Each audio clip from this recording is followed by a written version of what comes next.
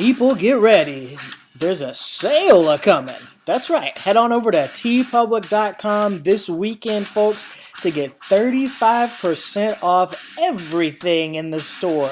That means all of our Taker Easy t-shirts, including all the different colors you can get, and all the different designs, tank tops, sweatshirts, hoodies, stickers, mugs, all that awesome stuff. Plus the I'm a Biker Taker guy or girl merch, the Taker Care of Business merch. It's all on sale, 35% off. We're talking $13 tees, baby. Come on, help support the show. It's the least you can do for all the suffering we just did for you for watching a month's worth of A-Train matches. Come on, you guys owe us one. Seriously.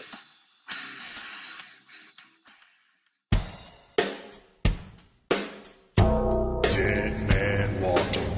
You've done it now.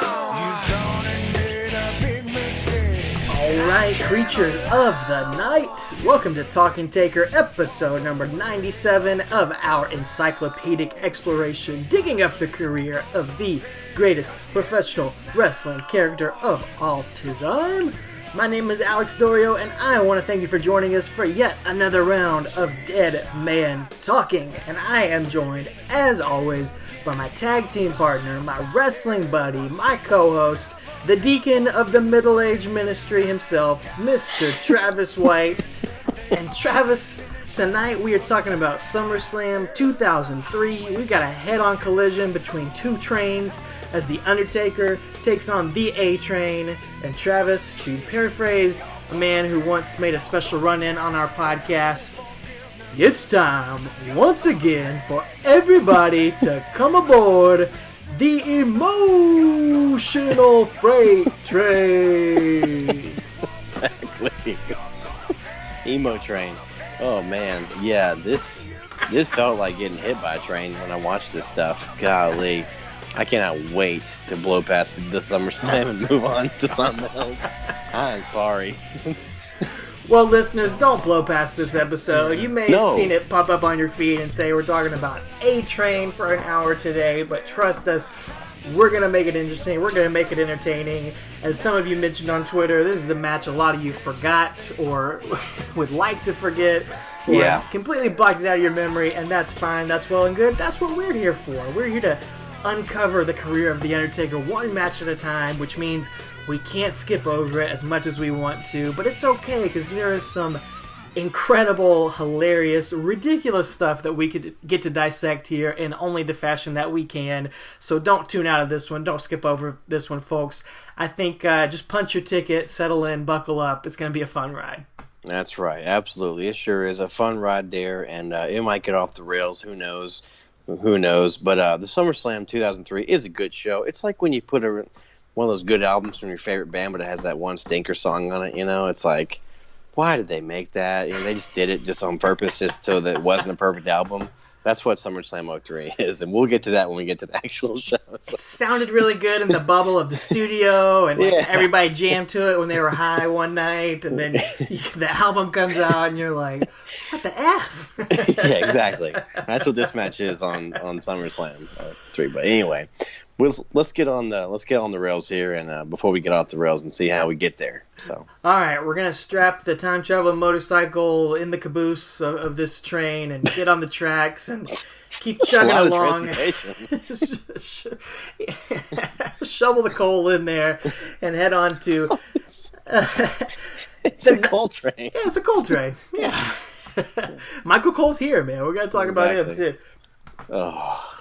We're talking about SmackDown episode 206, July 31st, 2003. We're going to pick up the night after the Vengeance pay-per-view where we left off last week after a very memorable, very fun matchup where The Undertaker just narrowly edged out the young, up-and-coming, the grizzled young vet, John Cena, and got the win at Vengeance. But it cost him, as we saw. He was bleeding from his internal injuries, and he's not even going to make it to this episode of SmackDown. I guess he's using those middle-aged ministry benefits and taking another Thursday night off here. Oh, absolutely, man. Like we talked about last week, he only works twice a month sometimes, so he's going to work 3 times this month. But yeah, it is crazy how he gets those perks, man. So He does, dude. But he's not absent completely from this episode of SmackDown, as we hear John Cena bring Undertaker up in his classic promo style here. He's going to put Taker down in his freestyle and challenge Undertaker to a rematch next week to prove once and for all that he can beat the dead man. Which he did beat him. He beat him in that world title number one contender tournament a few months ago, but he's going to try to prove that he can beat him again next week, laying that challenge down. Yeah, I was all for it, man. I was excited to see another one, so I enjoyed round one, and round two, I guess, technically, that we covered last week, and I was ready for another one. Yeah, they're going to run it back again, and the only other thing really to talk about here is they're kind of setting the seeds, laying the groundwork for the pay-per-view match, and also really, I guess for the end game of this Biker Taker character, we can kind of talk about that now. We're episode 97, and this is one of the last 3 matches. Crazy. It's kind of flown by here that we're going to talk about the Biker Taker era. It's going to end at Survivor Series 2003. And actually really appreciate this, that they're already kind of setting the stage for how that's all going to wind up with this feud between Undertaker and Vince McMahon that is going to start brewing here. As A-Train and Big Show are going to become Vince's mystery opponents that he's going to handpick to take on Brock Lesnar and Kurt Angle. And we start to see this alliance form between A-Train and Vince McMahon. Also, we didn't mention on Vengeance last night, but A-Train interfered in the Sable versus Stephanie McMahon match. He came in and ran Stephanie over at the behest of Vince, because Vince is also feuding with his daughter Stephanie, and they're all over every single episode of SmackDown, and it's exhausting. And so we see this alliance between Vince and A-Train, and Undertaker is also going to use A-Train to go after the Undertaker, because he's got problems with him, because Undertaker and Stephanie are on the same side. It's all going to start interweaving here. I appreciate that all the storylines are interweaving. I just don't like what any of the storylines are. Exactly. Yeah, I do appreciate the writing and how they're making it work, but yeah, not a huge fan of what's happening. But it slipped my mind. I remember how Taker's character here ends. I remember that, but I forgot how we had gotten there. And, I'm kind of glad they're playing the long game here, kind of setting it up a couple months in advance and not just, oh, well, it's October, now let's end this, and now it's November, like, start a new story. So I do appreciate that.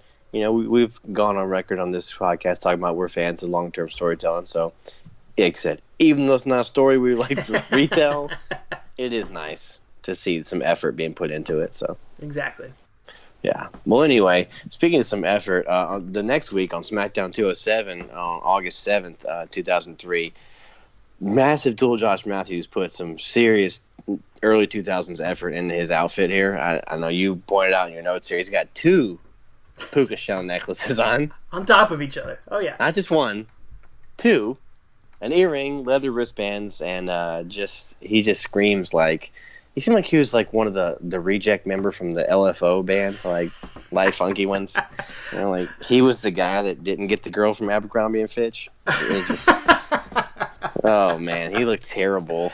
I had a line I was gonna say, but it's not gonna be that. So just keep it in the magazine there for unleash it later. So yeah, he looks terrible. So, but I'm glad you pointed out in your notes because I completely glossed over that. So, I can never. Well, Taker's warming up backstage and walks past an open door, and he's got a knack for that, doesn't he? He really does. I feel like we've covered that so recently. But he walks past his open door, and it's Vince's locker room. We see him with Sable on his lap, which is kind of a weird thing if you know the actual backstory going on here. The real life and the wrestling life is that she actually sued the company for this exact thing years earlier, and I don't know. Now she's back, and the character she's playing is exactly what she sued for. So funny how that works. I mean, Vince kind of has a knack for that too. Yeah, he does. So anyway, well, Taker walks in there, and Vince is like, "Excuse me." No. Excuse me. I loved it. So, and Sable excuses herself there and leaves, and Taker's like, I'm headed to teach Cena some respect, and then I heard, Vince, I heard you having your little party in here. In 13 years I've been here, I thought I'd seen all of your low-down, dirty tactics, and But then I saw you sick A-Train on Stephanie, and he says, and I quote here, so that little oil hoochie could defeat her at Vengeance. So I've never heard or called anyone a little oil hoochie. I don't know what that means. I know what a hoochie is. I know what oil is. I know what the word little means. I've never heard them in that succession, but if someone out there in Twitterverse can help us figure out what that means, I'd appreciate it. It's a biker thing, Yeah. Oh, LOH, little oil hoochie. So it must be a biker thing. So, oh, man. Anyway, but Taker's Are like, you sure he wasn't saying little old hoochie? Just so that little oil hoochie could get a win at Vengeance. Man, that takes the cake. Dude, he said oil. I swear he said oil. Is this like the apple-sized ball bear or whatever? Whatever.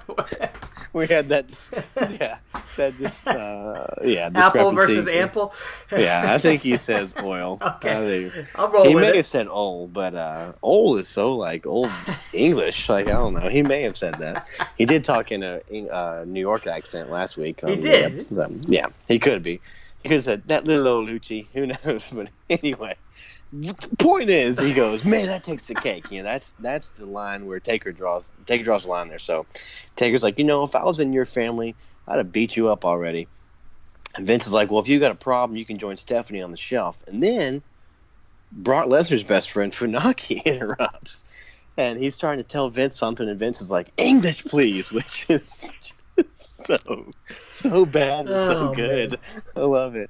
And they go out and they find Vince finds Brock Lesnar, who's been attacked backstage, and it doesn't really play into this storyline we're talking about here, but it does. We needed to mention that. So, but anyway, we get a rematch from Vengeance. I just got to talk about Vince and Sable. Yeah, real quick. Like, it's when you see this happening in a bubble, it's just like, oh, you kind of roll your eyes at it, like, God, Vince is gross. This is so stupid.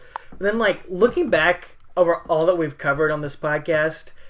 What is this? The fifth or sixth blonde blonde girl that he's done this, like Tori, Sable, Trish, Stacy. Like it keeps happening, and it's like this has gone beyond just being gross for a couple weeks. Like this is a bad pattern. This is a bad look. Yeah, a pattern of bad behavior. When you hear the Puppet Master pulling the strings. He has a certain style, you can tell. Yeah, he does. And you look on the current roster, and he doesn't do this kind of things, but there are certain females that get pushed more than others that all seem to have blonde hair as well. So it's kind of funny how that works. So, wonder what color Linda's hair used to be back in the day. I got an idea. Okay. Well, anyway, we get that rematch from Vengeance. We got Cena versus Taker, and Cena comes out and does a freestyle, which absolutely will not fly today. It is horribly vile, inappropriate. He's talking about, and I'm gonna make this statement. John Cena's amazing. Y'all can't see me. My flow's sicker than AIDS patients. Yeah, I broke your ribs. Now I break your reputation. I leave you on the wrong side of a Kobe Bryant violation. That's nice. My wife was watching this with me, and her jaw hit the floor. She was appalled. She would not let me live this down. She definitely shamed me for watching this, and I couldn't blame her. I had nothing to fight out against. So was your wife like, wait, this is the guy that hosts Are You Smarter Than a Fifth Grader? She could have, and I have no ammunition, man. I got nothing. Yeah, exactly. Oh, how far he's come. So anyway, yeah, it's a horrifying promo, but back then it was what it was. It's all perspective and it's all relative. But anyway, this time when Taker comes out, his motorcycle does not stall, and Cena doesn't throw the steps in the way either. Though. No. So, but while this is happening, while Taker's coming out, we see that Vengeance video from where A-Train ran over Stephanie, and in my opinion, this was another good long match. Probably. May have been better than their pay-per-view match, I don't know. It was really good, but Taker's still selling that rib injury, which I can't put over how good of a seller the Undertaker is. Like, it's just, you don't think about that. You think of Shawn Michaels or any of those cruiserweights from, or Jericho or, who am I thinking? Kurt Hennig, all those guys, great sellers. Dolph Ziggler nowadays, but like Sure. the Undertaker is up there, So anyway, selling that stuff. Cena gets a little more offense this time around, in my opinion. What'd you think? You think you got more here? Yeah, it was a little more even between these guys, and I enjoyed it too. Man, I thought it was on the same level, if not better, than the pay-per-view match, like you said, and it just made me sad that these guys haven't faced each other more. I know. This was kind of it. It's really weird how they've been there forever together, but they just haven't crossed paths much. So really strange. But anyway, late in the match, Taker goes for a superplex, and when he crashes down, he starts screaming and grabbing his ribs, as you would if you're hurt, and you're selling. So pretty cool. At the end, A-Train runs down and steamrolls Taker, and A-Train puts the boots to him and hits a pump kick, or a brogue kick, as you keep calling it. So I don't want to call it that because I can't stand Sheamus, but I can't stand either one of these guys. I guess I'll take Sheamus over A-Train, which is sad. That is crazy, but yeah, probably true. And then A-Train hits a backbreaker on those injured ribs, and Cena gets a 2 count, but Taker's now bleeding from the mouth again. So really good, really putting over this internal injuries. And Cena then hits the FU and gets pinned for the win. So he's 2-0 against Taker, which is crazy. On TV. Yeah, on TV. Undertaker won on pay-per-view. Yeah. Yeah. But just on TV, it's 2-0 against him, which is crazy. Yeah. Even though there's interference in both of them, that's still massive. Yeah, absolutely. And Cole's like, "Is A-Train Mr. McMahon's heavy?" I'm like, "Yeah, you idiot. He obviously is. Like, where have you been?" Golly. He's terrible at that during this run. Just like, what is the connection between A-Train and Vince McMahon? It's like the mind of a 6-year-old watching this show. Yeah. Oh.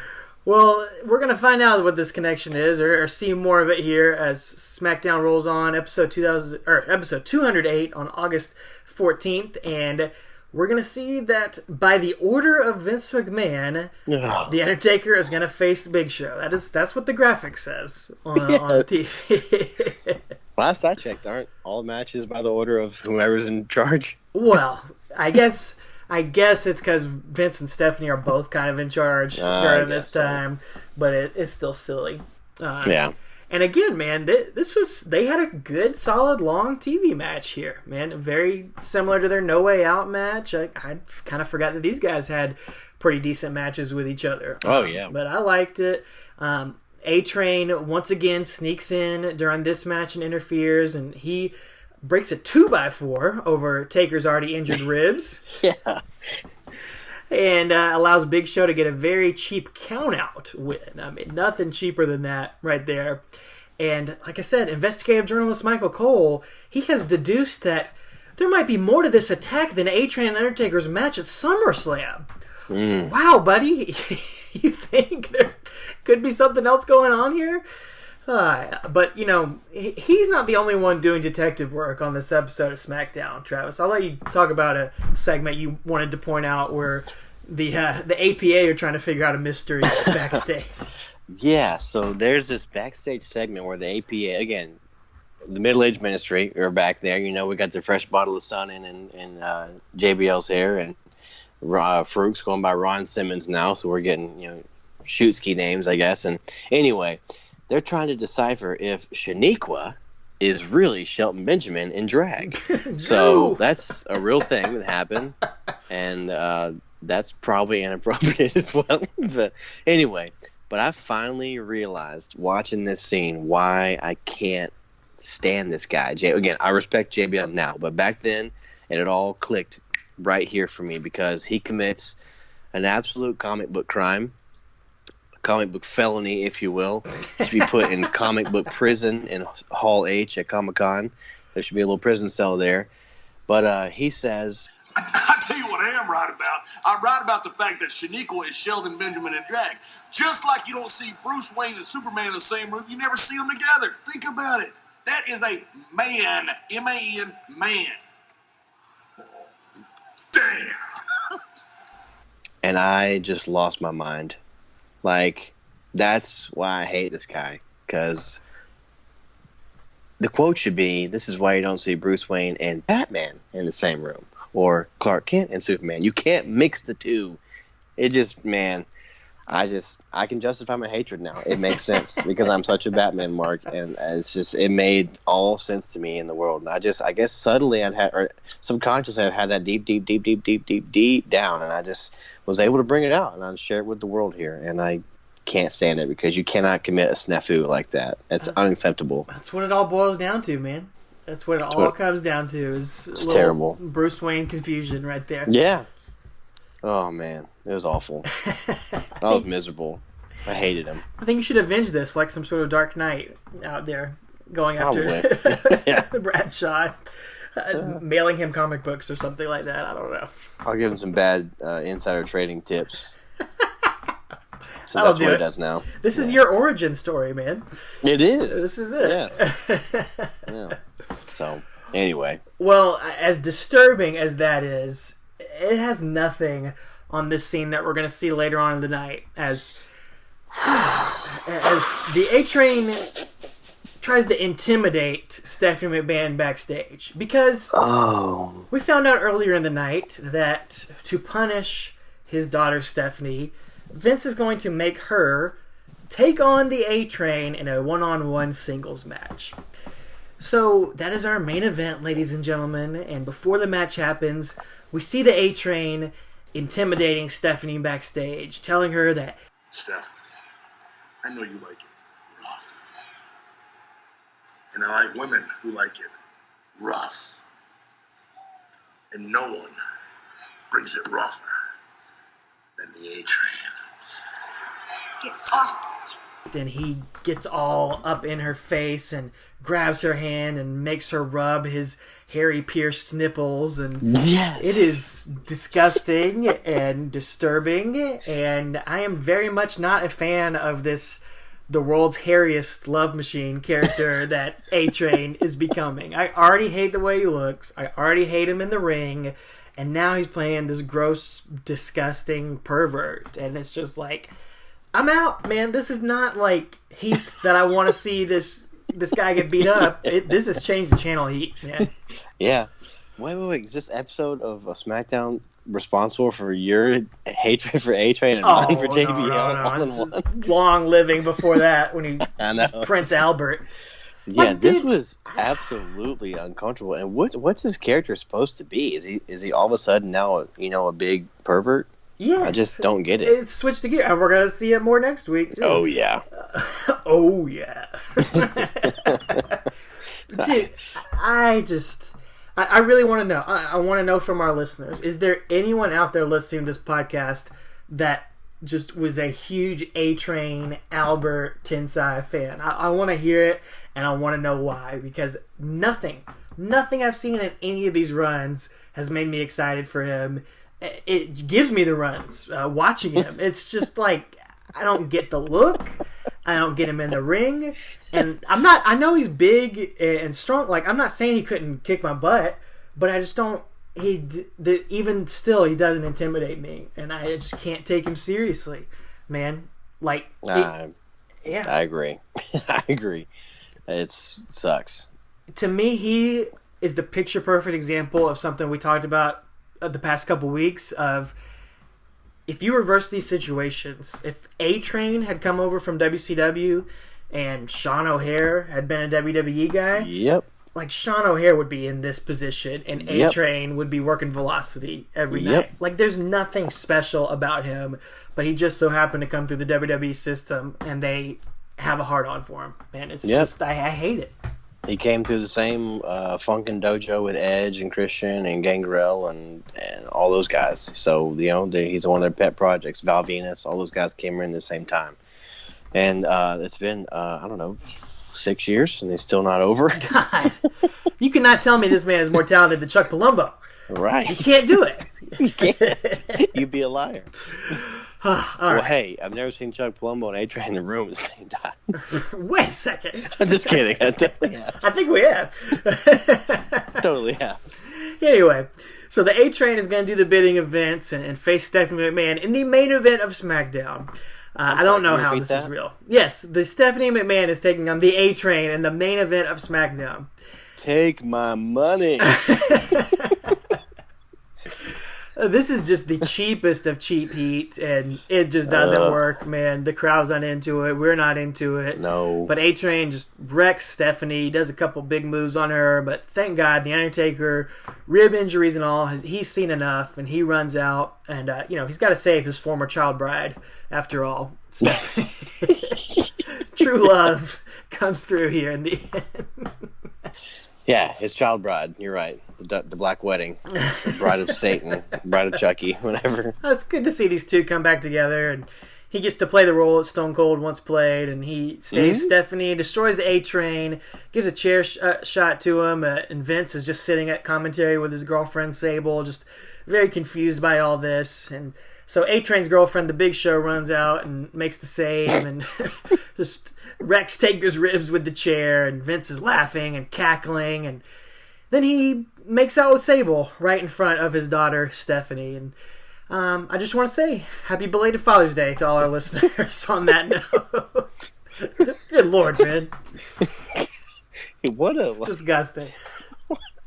What a prime example of, the worst father in the world. A messed up family. Yeah, it is. Like, makes you wonder. It really does. It really does. Well, one thing I like to wonder is the next week on SmackDown 209. This is August 21st, 03. This is this episode of SmackDown is going to be rated MA. So we had a pay-per-view like this, right? It was the Hell in a Cell with Brock was rated MA. This episode of SmackDown is rated MA. And let me just remind you guys that what we're going to talk about is not for the faint of heart. It's not. It's not. It's also not written by Vince Russo or Ed Ferrara. It's written by someone else. Vince is in TNA at this point in Nashville, writing from the old Asylum days. They're doing the weekly pay-per-views. So just remember that as what we're about to talk about. Because there are two things rated MA on this show, in my opinion. So I can't figure out which one makes the rating. So anyway, we get A-Train's attack on Stephanie of last week led to her having internal injuries, but it completely wipes clean the slate of Undertaker and Big Show's involvement. There's no... They edit it off there. It's really weird. Involved in it, so it just focuses on them. Like leaves out the entire part where Undertaker saves Stephanie, which is funny because they're building to a pay-per-view match. Yeah, I know it's ridiculous. So, before I get to the match I want to talk about, I want to mention something. This is the night that those of you might remember, Brock is now turned heel. I think the last week he revealed himself that it was all a ruse when he was laid out backstage and yada yada. He's actually a heel now, aligned with Vince. And this is the night he annihilates Zach Gowen with a chair, busts him open, wipes his blood on his chest, and in front of Zach Gowen's mom, too. His shoot mom, his legit mom in the audience right there, and he takes a page out of the Undertaker Hell in a Cell book and gigs himself deep, man. He's bleeding all over the place. You think Cody Rhodes and Dustin from Double or Nothing was dirty? Watch this. Dude, and the week before, Brock beat up Spanky, Brian Kendrick, and he had a gusher too, man. It was a lot of blood on network television. Man, like nasty blood. Yeah, so assuming this blood loss is why we have the MA warning, but I like to put a little caveat. Maybe something coming later. That takes it up to 14, TV 14. This next one's going to take it up to MA. Well, we get a match here. We get John Cena and A-Train tag teaming against Taker and, hold on here. Let me see. I'm sorry. Orlando Jordan? Excuse me? Is that what takes it up to TV, MA? That might be as well. So... this guy's trying to get a push here, man. Well, why? I don't understand. He's in the same boat as A-Train for me, so I just don't get it. Man.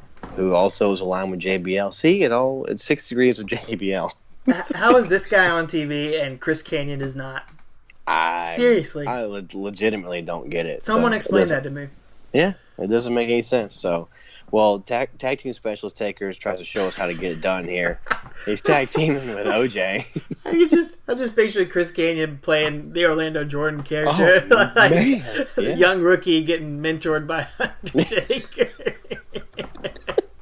That'd be so good. Undertaker taking Canyon to the bike shop like Raven took Canyon shopping to Versace.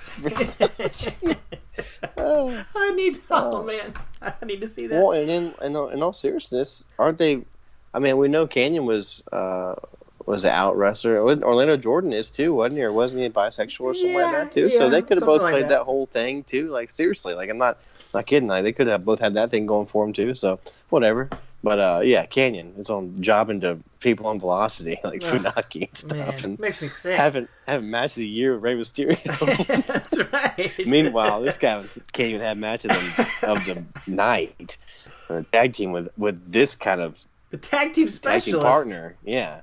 So anyway, Taker does work the crowd up, and at the end gets the hot tag, gets in there against Cena, and just annihilates these guys. A-Train winds up bringing a chair in, but OJ stops him. And I really can't use OJ. I gotta say Orlando Jordan because I believe OJ, the OJ we all know, has been 25 years since that happened. So let me go with Orlando Jordan. He's back, man. He's on Twitter. Yeah. He's got some scores to settle. He does. He's coming for that footage from WrestleMania 12. So, well, Taker's going to go for the last ride here on Cena. And A-Train runs in and nails him in the ribs with Cena's chain, right behind the ref's back. So Cena then falls on Taker, as we've seen in a couple of these matches like this, and he falls on him and pins him again. So the story here being told is that John Cena can get one up Taker when people cheat, and also, more importantly, leading into SummerSlam, is that A-Train keeps costing Taker these matches. This is the third week in a row he's cost him. He's cost him to lose a match. So that's the story. I'll take that as my story and nothing else. I don't need anything else, but we're about to go somewhere else, unfortunately. So it's time, once again, to bring back a segment that we used to have here on the show. This is the Russo Broman of the Week. Oh, I was hoping it was for This Week in the Cheek. It might as well be. Because you be the judge of that, people at home. You let us know. What should we call this? The Broman of the Week or This Week in the Cheek? Because they could be either one. So we see Sable waiting backstage in a very sultry dress.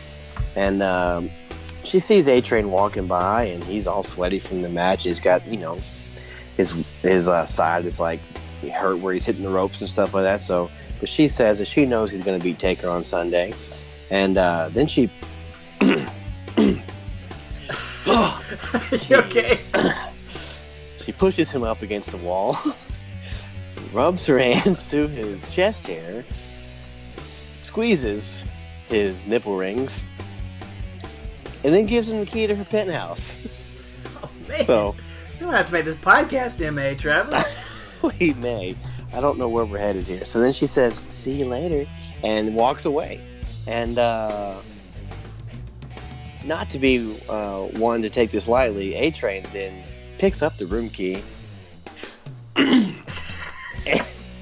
and he licks it. Very sexual manner. He licks the room key that she just gave him. And Michael Cole actually says something that I agree 125% with. He says, "What is going on here?" Oh my God. No, thank you. So I stand corrected. It was not the bloodbath. It was this scene that was rated MA, I believe. So. Who on earth? Who on earth is thinking this is going to draw money, man? Because it doesn't even play into the Taker stuff, No. I don't get it. Sable and A-Train together is not a money printer. You're not printing money with that. I'll tell you what, though. This is easily Matt Bloom, a.k.a. A-Train, his favorite moment in his entire career, man. When he looks back and reflects on all the world championships he never won, he can at least say he had this segment where Sable caressed his breasts. Yeah, the kids at NXT are like, "So, Coach Bloom, what's your favorite part of your career? Was it when you debuted as a penile piercer with draws, or was it when you were at TNA with Trish Stratus, who was just debuting, or was it when you were the hip hop hippo with Sky Too Hottie, or was it when you were with went over to Japan. Yeah. And you became Giant Bernard, and you may have held the IWGP title. I don't remember. He had a good run over there. Or was it when you came back and you were Lord Tensai?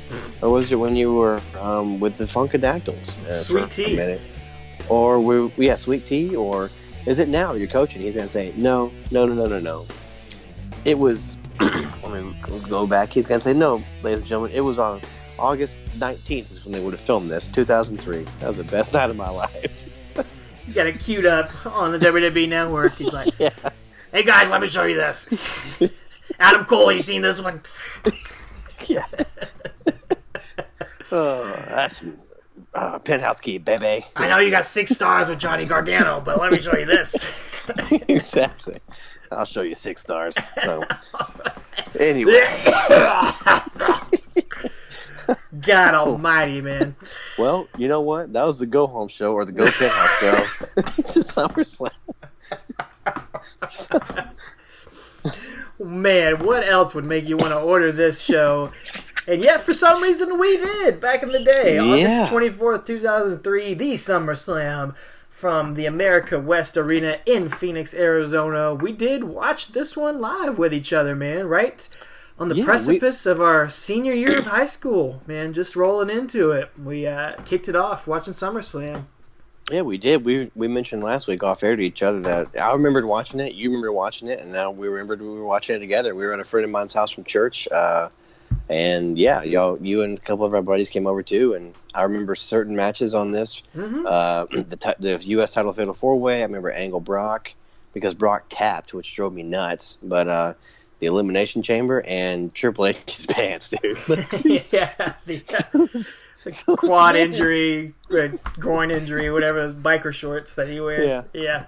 They are still got the big one. Not great. They did, man. I remember that being very disappointed. Goldberg did not win the title. Yeah. So, but anyway, yeah, we watched this together. So yeah, good stuff. Not the last time I'd be disappointed by Goldberg in his career, but here we are. SummerSlam 2003, and The Undertaker is going to ride out second on the card, just like at WrestleMania, man. This is, when you look back at this Biker Taker run and you think about some of the awesome stuff we've had and him being world champion again, it does not end with a bang here. This final year of it, man. He's kind of slipped to the bottom of the card. Even though he seems like in a really important spot on SmackDown, here on the pay-per-views, he's just faltered. And I guess that's kind of why, but maybe part of the reason why he made that transition back to the Dead Man character, because they're kind of lost on what to do with this Biker Taker character. Yeah, they must be at this point, because maybe that ship sailed. They kind of squeezed all the juice they could get out of that lemon. So who knows? Well, this one's a lemon right here. We're gonna try to make lemon pepper chicken wings out of this one. But, when life hands you lemons, you make lemon pepper chicken wings. Absolutely, that's my new saying. Forget the lemonade. Who cares? I don't even like lemonade that much. Would you rather have a glass of lemonade or a dozen lemon pepper chicken wings? The latter. All day. Absolutely. Well, absolutely. Undertaker, like I said, crazy. He's riding out second, and the announcers are really putting over those rib injuries that he's selling from Vengeance, a few weeks ago. And A-Train's going to come out next, and he's got the beautiful Sable with him, wearing almost nothing. Yeah, wearing almost nothing and touching and feeling him so much. She's practicing all 5 of her senses with this guy. It is not good. She's like, did I really come back for this? Right. Took that big settlement out of court and then came back for this, doing the exact same thing I was with the company for. So, anyway, yeah. Taz and Cole on commentary here. Taker's got his ribs taped up still, so again, appreciate that. He's taking a page out of DDP's book back in '97. His ribs taped up the rest of the year. So, I swear, DDP had those ribs taped for 14 months. It was awesome. You can never be too protected. Oh, no, absolutely. Well, this match starts out with lockup and makes it to the corner, and then A-Train gets a headlock and shoulder block and another headlock and another shoulder block, and then Taker's going to pull dust the cobwebs off this move and hit a Russian leg sweep, which we hadn't seen that in a while. I can't remember. Yeah, it's effective. He gets one of his signature early 2 counts, going for the pin, trying to get the victory here, the most important thing. And then he... Go for a quick victory. Get this over with. Get this over with. He eats a big boot from the A-Train as he goes for the Stinger Splash, but Taker's going to turn around and get his signature DDT in for another quick 2 count. Man, he's working him over, trying to put him down, trying to wear him out. Yep. Running up and clothesline after that from Taker, and then gets an old school to A-Train, so he's just hitting the greatest hits right here, man. That's right. And then A-Train dumps Taker to the outside, and Taker's grabbing his ribs, and A-Train nails Taker's back on the ring post and starts punching that lower back. So taking the same approach that John Cena took, back in their match at Vengeance. Which, again, it's a heel thing to do, and it makes sense. It absolutely makes sense. A-Train, he rolls him inside and gets a 2 count on the Undertaker and starts working him over in the corner with a lot of shots to the ribs, punching him and kicking him, and gets a headbutt on the Undertaker. And Taz gives a great description Michael Cole gives a great description. Taz talked about how Big Show's slap was like hitting somebody with a wok last week. How did Michael Cole describe A-Train's headbutt? He says, it's like getting hit in the head with a typewriter. And Taz is like, a typewriter? Who's to use a typewriter? It's just, you don't hit people with typewriters, you hit them with woks. Yeah. What are you talking about? You ever been in a fight, Michael Cole? On a Hell's Kitchen? Oh, man, you're hitting the head with a typewriter. What is Vince McMahon's fascination with people with large heads? That's their whole thing with Lars Sullivan nowadays is, look at that giant skull. It's like, just look at him. Just look at It's like a giant typewriter. His head looks like a hammerhead. It doesn't look like that. It's as big as a washing machine. Well, after that typewriter, I wish I got hit in the head with a typewriter because I would go to sleep here and this and. Who has ever hit anyone in the head with a typewriter? Right. Who gets in a fight in the office, like the office space, like hit you with a typewriter? You couldn't say like a rock thing. or something like you might actually hit somebody in the head with cinder block. Cinder block. Well, Taker gets a sleeper. Which actually A-Train reverses out of with a back suplex, which is he's using some wrestle moves. So, but then Taker is going to wake this sleepy crowd up by firing back, and I think he just felt at that point like we got to do something here because this crowd was asleep. Because there's no, I don't know. There's nothing. It's not exciting story going into this. So nah. They do a little double down, double clothesline, and the crowd is just not there for it. A-Train gets up first, but Taker, he gets on his knees. He starts punching A-Train in the gut, starts getting up, and they exchange some shots. Taker gets the advantage with a big boot and gets another 2 count, does the old Hogan special, big boot leg drop. And he stole from him. Yeah. Now the Hogan's out of the company. Do-rag on. Oh, yeah, exactly. Now Hogan and Mr. America are gone, so then Taker takes his do-rag off, though, which some Hogan would never do. No, never. Not willingly. Takes it off in frustration. Right. And then hits an apron leg drop, so putting a little stink on that leg drop there. Does some corner splashes, and then tries to go for a last ride, which that wakes the crowd up because they're excited for something good there. And A-Train winds up shoving Taker into the referee, so we get our obligatory ref bump. We do. It's not going to be the last one either. No.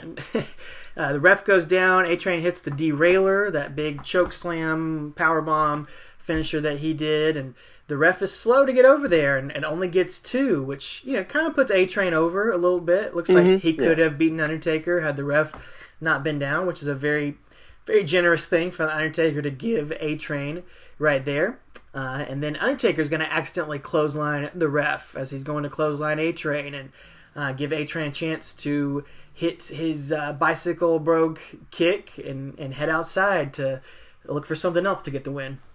Yep, he's gonna pick up a chair and come in and swing it at Taker, but Taker's going to then kick it into A-Train's face, which again he has a long history of kicking chairs in people's faces. We saw him back with Steve Austin and Triple H and The Rock, I think too. So kicks it right in A-Train's face and Got a long 2 count there as the referee is kind of recovering. So, so I guess that puts over A-Train that he kicked out of this, chair to the face, I guess. So, and I will say the crowd actually reacts to this when A-Train kicks out of this. There's a big, I cannot believe it, man. But Undertaker put this one on his back, and he got the crowd to react to this match. They've been dead to it for 7-8 minutes here, and he actually gets them to react. And that's why we love this guy, man. That's why we put him over, because he's got nothing to work with, and he turns it into at least a couple lemon pepper wings here. Maybe not a full dozen, but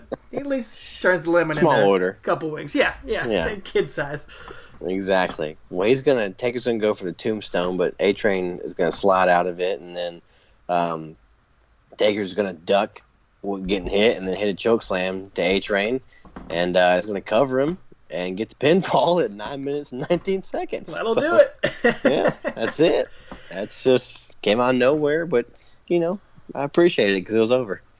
Look, folks, they're not all pretty. Yeah, we had 97 episodes, and some of them are classics, and some of them are 9-minute, basically squashes of the A-Train. Yeah. That's what we do here. But it's not over. It's not over. No. Undertaker's not done. He is going to go try to get that last ride here on the A-Train after the match and punish him for all the damage he did to him over the past month. And Sable is going to try to slip into the ring and try to seduce a dead man, which you just don't do. She's never seen Weekend at Bernie's. So she must not have seen Sarah. This guy's happily married. That too. Also blonde. Well, she's brunette at this point, I think. Yes. Right. Anyway, Taker had removed his straps to go for the last ride, because he means business time. So Sable comes in and takes advantage of his. Go ahead. She was confused about what sort of business time it was. Oh my. She can't say no to the straps down. She can't. So she comes in and starts rubbing his chest also, and that's just uncomfortable for me to see the Undertaker getting his chest rubbed. Like, it just didn't fit. So Taker responds like only he can. Yeah. And he just chokes her. His gooses are like it's back like it's 1998 or 99 again, like he did that in the ring back then. So starts choking her there for a uncomfortably long amount of time. Yes, because as he's choking her, Stephanie McMahon's music is going to play. And she's going to run out and try to get her revenge on Sable. And Undertaker's just going to hold her there in a chokehold in the ring as she flails about in a very not PG moment. Right. It's weird. Going back and the babyface Undertaker. Right, exactly. And because when he did it to her back in 98 or 99, he was a heel at that point, a ministry guy. So it was I guess okay storyline wise for him to do it. So here the babyface is choking this woman. Well, then Stephanie runs in and spears her, and A-Train drags Sable out as Taker and Stephanie stand tall in the ring, and she's like she being Stephanie is looking at Taker and clapping for him and applauding him, and just she's like his number one fan. So she is, dude. The happy couple reunited. I can get it. I think she forgot that this man once tried to crucify her and marry her. And saw dirty pictures of her or something. I don't know. Go back in the archives. It's okay, because her dad sent it. That's right. Her dad sent them the dirty pictures of his daughter. Oh, my God. Wait a minute. As much as I hated this, you couldn't pay me to go back to revisit those days. Yeah. That was a lot to dig through. Yeah, I know. So, like you said, Taker actually got the crowd to react to an A-Train match here. This match happened. It is what it is. We promised from day one we're going to cover all these pay-per-view matches, and we have. And it's part of the story. It's part of the story of sort of the end of this Undertaker character. Mm-hmm. Maybe a look at why they needed to switch to the Dead Man, because they're running out of things for this Biker Taker character to do. It's kind of losing that punch, that pizzazz, that energy. And it's also setting the seeds for that continuation of this Vince Undertaker feud. One of his longest running feuds, man. It's cool to see how it intertwined and through 98 and 99 and now back here again. Yeah, who knew that Vince is going to be one of his longtime rivals? Yeah, man. It'll come back in when Shane comes back, although he's kind of on Vince's side. Anyway, we'll try to make sense of that. For sure. And, in 2016 when we get there. Who knows? We may still have never seen the end of it. The lockbox. Well, we're going to keep rolling on to the last ride as we cover one of the final two matches of this Big Evil Biker Taker era as we hit a biker chain match between The Undertaker and Brock Lesnar. The last match these two guys will have for a long time as we cover No Mercy 2003 next week. We got a lot more build up to cover on that one and a much more fun, interesting match to cover there. So we hope you'll tune in and join us there. Of course, you can subscribe to our podcast on your favorite podcast listening service to get that one delivered straight to your inbox as soon as it comes out. So hit us up on Apple Podcasts, Google Play, Stitcher, Spotify, YouTube, all that good stuff, Podbean as well. And if you don't mind, leave us a rating, leave a comment on there. And the absolute best thing you can do is to share this podcast, retweet our stuff, like our stuff on social media, let people know that you're listening and enjoying it. We know that takes time and energy for you to do, and we do appreciate you doing it. And we appreciate every single one of you listening. Every little download counts and means a lot to us as you have journeyed with us through nearly 100 episodes of this, and we're very excited to get to episode 100. It's kind of just worked out pretty serendipitously that we get to do a special episode 100 covering the return of the Dead Man here in a few weeks, a very special match to us as well, and we'll get to tell that story in a few weeks. So we're excited to get there, and like I said, we're trying to roll our Twitter numbers up to 2,000 Twitter followers, which is just insane that we're even close to that, but it'd be cool if we could hit that for episode number 100 here in a few weeks. So if you don't mind, like I said, sharing our stuff and sharing it with your fellow wrestling fans, anybody you think might enjoy this, if they're big Undertaker fans, or if they just love wrestling, because we don't just talk about Undertaker, as you guys all know. We tell the story of the WWE and the story of professional wrestling throughout all of this, or we try to at least. And just a few shout-outs, as always, to some of our listeners as well. We always look for your thoughts and opinions on here. We asked about this match. Like I said, not too much talking about this match, but the Downturn podcast at DownTurnThe, they always leave us a comment and said, I buried this one deep away in my head, no recollection whatsoever. And I, like you said, we watched this show, Travis, and I remember nothing about this match. Yeah. Up till a few weeks ago, I didn't remember who Undertaker fought on this pay-per-view, to be honest. Oh, no. Yeah, before, I would have said, he wasn't on the show. Before we started this podcast. I said, SummerSlam 03, he wasn't on it, so I could not have remembered. And then James from, he's at WAPW_wrestling. I think that stands for We Are Pro Wrestling. And it looks like he hosts a podcast called From the Vault. Of course, a classic wrestling podcast. He said this classic match... drink. From the Vault, absolutely. God, you got to get sponsored, James, if you're not already. Yeah. Go check him out. He said, this match is forgettable at best, which I think is fair. Mm-hmm. And then, of course, our time-traveling correspondent, Randy Turco, didn't get to talk about him much this week because he was at an episode of Raw during this time. Of course, during the brand split, he was at the August 11th episode of Raw. Didn't attend a SmackDown, didn't get to see Undertaker during that time. Very disappointing, I know. That's his boy Undertaker. And Brock Lesnar, too, his Minnesota man. Yeah. But he was at the first episode of Raw on Spike TV, so they had transitioned from... I guess TNN to Spike or whatever. I think that's the episode he said he was at. So yeah. The men's network, Spike TV. Yeah. Well, what is going on? For some reason, he remembers Kid Rock having a concert on that episode of Monday Night Raw, or before it. But I hope that's true. Even if you just remember it to be true, that's fine.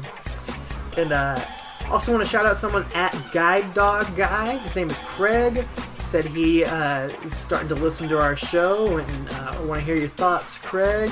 We always appreciate, it's always cool, especially now that we've been doing it for nearly 100 episodes now, seeing people go through the archives and listen to the older episodes and hear all that. We appreciate that. We encourage you to always, you can jump in anywhere on the show. Pick a favorite match, one that you remember being awesome, and hear our thoughts on it. Go from there, pick and choose, or start from the beginning and hear his whole career. That's always cool, too. Listen to the sound quality get better. It really does. It really does. And hopefully it'll get even better. We're going to keep working on it. And also, too, the shirts are on sale this week. All the t-shirts at tpublic.com. The Taker Easy shirts. I'm a Biker Taker Guy shirt. Taker Care of Business. You can look awesome like our friend at Jeremy Buff Bagley over there. You can look as cool as he does. And get your picture taken with the Undertaker in that shirt. We're going to keep thanking you until the day we die, Jeremy. That was incredible. And he even got some pictures with Undertaker's old Survivor Series team. The Honky Tonk Man, yes. The Hammer Valentine. Yes. Maybe he can hit the foursome and get Ted DiBiase. Maybe get one with Brother Love, too. Ooh, that'd be amazing. Yeah. Well, J-Bags, we got stuff hot off the press. It is cooling off right now at the printing press. So we got some stuff for you. We got to get it all together. Once we get it all together for you, we'll have it sent your way as a big thank you for that. And again, that invitation goes out to anyone. If you can get a picture with The Undertaker with any of our stuff, we got special stuff coming just for you. Not available on tpublic.com. It's just one-of-a-kind stuff. So, yeah, it's special stuff. So thank you guys for all the support. And make sure you find yourself someone who looks at you like Sable looks at A-Train. Just please. And then look away from that episode because it's horrifying. So, that's all I gotta say about that. If someone's looking at me like Sable looks at A-Train, I don't know if I want her. Like I don't trust that look. I don't mean the way Sable to A-Train. She touches him. The way the way she touches him. Yeah. No, we don't want that. We know what you're into, man. No. Oh, anyway, if you were in Pahonix, Arizona, is at the what's it called, arena? Yeah, that one. If you were there, the Lemon Pepper Arena, the Pepper Wing Arena. Let us know what you thought about Taker being so low on the card, and what you thought about this compared to the rest of the card. And if you were one of the few folks that cheered at the beginning of the match and then fell asleep and then woke up at the end. So, but in all seriousness, let us know what you thought about it, because we do want to hear your real life experiences when you see his matches live. So, yeah, we love hearing that. Absolutely. Other than that, ladies and gentlemen, take her easy. A-Train, I've been waiting for you. Yes. You are very impressive. You think, huh? And I just know you're going to beat The Undertaker this Sunday. Come on, baby. But that's not all. Mr. McMahon wanted me to personally thank you for what you did to Stephanie last week. He really appreciates it. And so